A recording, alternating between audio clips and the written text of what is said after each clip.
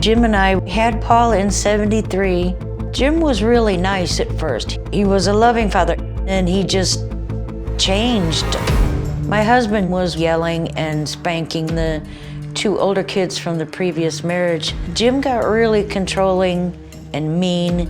Jim wasn't physically abusive with me. It was more mental and emotional. When I left Jim, I took my two kids from the previous marriage. I had to leave Paul and his sister behind. Jim told me if I left and took his kids, he would kill me. And of course, I believed him.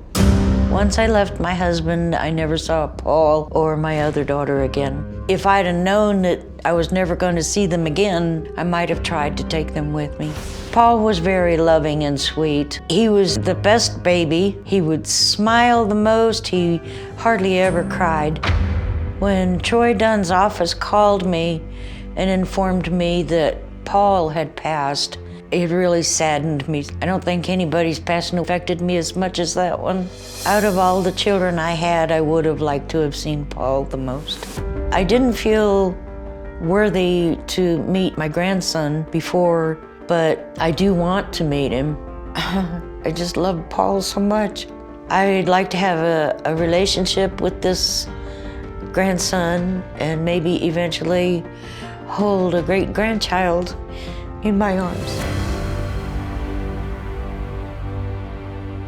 Well, joining us now, I've added a very dear friend of mine and a member of the Dr. Phil Advisory Board here, Dr. Charles Sophie. Now, Dr. Sophie is the medical director of the Department of Child and Family Services for Los Angeles, which is the largest agency in the entire country. The dysfunction in this situation from this family tree is monumental, correct? Yeah, I mean, it's just generational. It's layer after layer after layer. But Right. the good news is it can be stopped. Well, and that's one of the things that I want to talk about here. And you know, Crystal's not aware of some of this. She wasn't aware that her son took his own life. Right. She's been in some contact with Shayna, but I don't know that you're aware of what all her life has been filled with.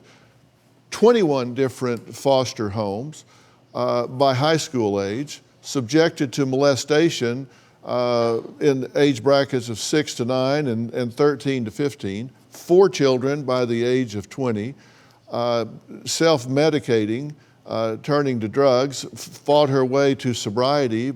You've had a very rough trip here. How did you feel about her reaction seeing you for the first time in 30 years when she came out? I thought there would be maybe a hug. You said Paul was your favorite. Yeah, I know you're not supposed to have favorites. Well, I'm not sure I'd want to be your favorite if you left me behind, really, but then I'm not sure that I would have wanted to have gone either, given what it led to with you. And you know, what you're saying is you did the best you could with what you had at the time. I didn't have any idea of what to do. The way I was raised fit right in with the way Jim was a husband. Don't talk to neighbors. You don't get friends. You don't need friends. The house is where you belong. Just constantly putting me down. I had just already been abused so much, like with your father. I didn't have anybody to even go to say, well, you're wrong or you're right or perhaps you should try this. I had nobody.